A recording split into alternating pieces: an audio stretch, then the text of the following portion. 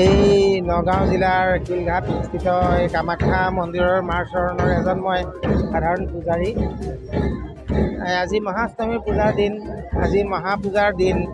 গতিকে মাৰ চৰণতে আমাৰ এই পুৰণা দেৱালয়খনৰ এই পূৰ্বাপৰ নীতি ৰক্ষা কৰি আমাৰ পূজাখিনি হয় আৰু এইবাৰো তেনেকৈ উলহ মালহেৰে আমাৰ পূজাখিনি হৈছে।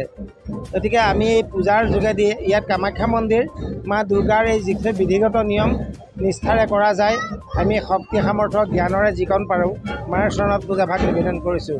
এই পূজাভাগৰ যোগেদি অকল আমাৰ বুলিয়েই নহয়, আমাৰ গাঁৱৰ বুলিয়েই নহয়, আমাৰ দেশৰ বুলিয়েই নহয়, বিশ্বৰ সকলো জনগণৰে কল্যাণ হওক, ভাল হওক, আনন্দ হওক, শান্তিৰে থাকক আৰু বিশ্ব ভাতৃত্ব প্ৰেমৰে যেন সকলোৱে একতাৰে নিজৰ নিজৰ কৰ্মৰ ক্ষেত্ৰত আগুৱাই যাওক।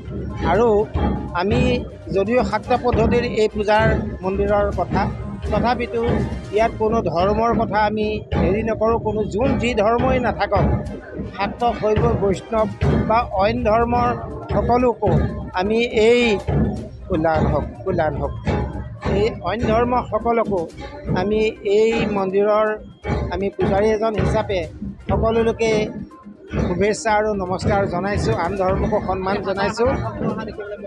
হাজাৰ হাজাৰ মানে আজি ভক্তৰ আহে। মহাপূজাৰ দিন সকলোতে হয়, ইয়াতো তেনেকেই হয়। আৰু আমাৰ কাৰণে এটা বিশেষ কথা হ'ল, আমি ভাবোঁ ইয়াত কিন্তু দেৱী বিৰাজমান হৈ আছে। অন্তৰৰ ভক্তিৰে বিচাৰিলে দেৱী পোৱা যায়। আজি মহাষ্টমী সকলোৱে জানে আৰু ষষ্ঠীৰ দিনা দেৱী আহিছে, আকৌ দশমীৰ দিনা যাব গোটেই জগতৰ কল্যাণৰ কাৰণে আহিছে। আমাৰ স্থানীয় স্থান আপোনালোকে জানেই, ইয়াতেই মোৰ জন্ম। গতিকে সৰুৰে পৰা আমি ইয়াতে সেৱা কৰি আছোঁ আৰু গোটেই অসমতেই নহয়, গোটেই ভাৰতবৰ্ষতে দেৱী পূজা অৰ্চনা হৈ আছে। মহিষাসুৰৰ মৰ্দিনী বধ কৰিবৰ কাৰণে তেখেত আৱিৰ্ভাৱ হৈছিলে, বিনাশ কৰি ধৰ্মৰ স্থাপনৰ কাৰণে। তেখেতৰ ওচৰত মুখ দিয়ালোঁ। সকলোৰে ভাল হওক, নিজৰ কাৰণে, পৰিয়ালৰ কাৰণে, দেশৰ কাৰণে, সকলোৰে কাৰণে ভাল হওক।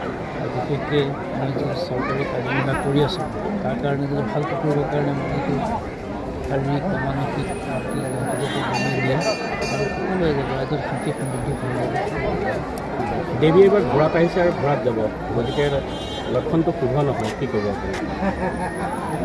শুভৰ মাজত শুভ সোমাই থাকে, শুভৰ মাজত অশুভ সোমাই থাকে, এনেকুৱা কথা নাই। তাৰমানে কেতিয়াবা যুদ্ধ কৰিবও দৰকাৰ হয়। যুদ্ধদিন লাচিত বৰফুকনেও যুদ্ধ কৰিছিলে। ঘোঁৰাত অহাৰ সম্পত্তি যে যুদ্ধ, কোনে কাৰ কাৰণে যুদ্ধ কৰিছে সেইটো হৈছে কথা। যে যুদ্ধৰ ফলটো ৰাইজৰ কাৰণে ভাল হ'ব লাগে। বিগত বৰ্ষসমূহতকৈ এইবাৰ ভক্তৰ সংখ্যা যথেষ্ট বৃদ্ধি পোৱা যেন আহিছে, কি অনুভৱ? উৎসাহ মানে মাজতে ক'ভিডৰ কাৰণে হেৰি হৈছে আৰু এতিয়া সা সুবিধাবিলাকো হ'ল। চৰকাৰেও বিভিন্ন ধৰণে এই যে আন্তঃগাঁথনিবিলাক হেৰি কৰিছে আৰু এটা ধৰ্মৰ প্ৰতি আগ্ৰহ এটা মানুহৰ আছে, আগ্ৰহও আছিলে, কিন্তু এতিয়া অলপ সুবিধা, যাতায়াতৰ সুবিধা বা এইবিলাক সকলো আহিছে আৰু পৰিৱেশটো এইবাৰ এতিয়া মানে ভাল। বতৰো অনুকূল, বতৰ কোনো বৰষুণৰ কথা নাই, ৰ'দ কম, সকলো যাতায়াতৰ সুন্দৰ পৰিৱেশ আহে। ধন্যবাদ। মহাষ্টমীত আপুনি আহি ইয়াত কামাখ্যা দেৱালয়ত আহি পূজা অৰ্চনা কৰি যায়, কি ক'ব? আজি মহাষ্টমী সকলোৱে জানে আৰু ষষ্ঠীৰ দিনা দেৱী আহিছে, আকৌ দশমীৰ দিনা যাবগৈ। আমাৰ গোটেই জগতৰ কল্যাণৰ কাৰণে আহিছে। এইখন আমাৰ নিজৰ স্থানীয় স্থান আপোনালোকে জানেই, ইয়াতেই মোৰ জন্ম।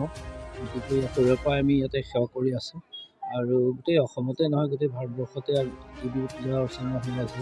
মহিষাসুৰৰ মৰ্দিনী, মহিষাসুৰক বধ কৰিবৰ কাৰণে তেখেত আৱিৰ্ভাৱ হৈছিলে, অসুৰক বিনাশ কৰি ধৰ্মৰ স্থাপনৰ কাৰণে। এতিয়া তেখেতৰ ওচৰত মূৰ দোৱালোঁ। সকলোৰে ভাল হওক, আমাৰ নিজৰ কাৰণে, পৰিয়ালৰ কাৰণে, দেশৰ কাৰণে, সকলোৰে কাৰণে ভাল হওক।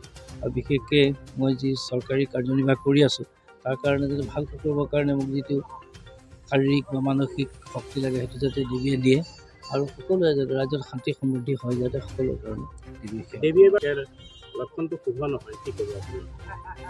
মানে শুভৰ মাজত শুভ সোমাই থাকে, শুভৰ মাজত অশুভ সোমাই থাকে, এনেকুৱা কথা নাই। তাৰমানে কেতিয়াবা যুদ্ধ কৰিবলৈও দৰকাৰ হয়। যুদ্ধ যেনে লাচিত বৰফুকনেও যুদ্ধ কৰিছিলে। এতিয়া ঘোঁৰাত অহাৰ সংকটটো যে যুদ্ধ, এতিয়া কোনে কাৰ কাৰণে যুদ্ধ কৰিছে সেইটো আচল কথা। যে যুদ্ধৰ ফলটো ৰাইজৰ কাৰণে ভাল হ'ব লাগে, সেইটো কথা। কি অনুভৱ? আৰু উৎসাহ মানে মাজতে ক'ভিডৰ কাৰণে হেৰি হৈছিল আৰু এতিয়া সা সুবিধাবিলাকো হ'ল চৰকাৰো বিভিন্ন ধৰণে এই যে আন্তঃগাঁথনিবিলাক হেৰি কৰিছে আৰু এটা ধৰ্মৰ প্ৰতি আগ্ৰহ এটা মানুহৰ আছে, আগৰ পৰাও আছিলে, কিন্তু এতিয়া অলপ সুবিধা, যাতায়াতৰ সুবিধা বা এইবিলাক সকলো আহিছে আৰু পৰিৱেশটো এইবাৰ এতিয়া মানে ভাল, বতৰো অনুকূল বতৰ, কোনো বৰষুণৰ কথা নাই, ৰ'দ কম, সকলোৱে এটা সুন্দৰ পৰিৱেশ আৰু আহিনত।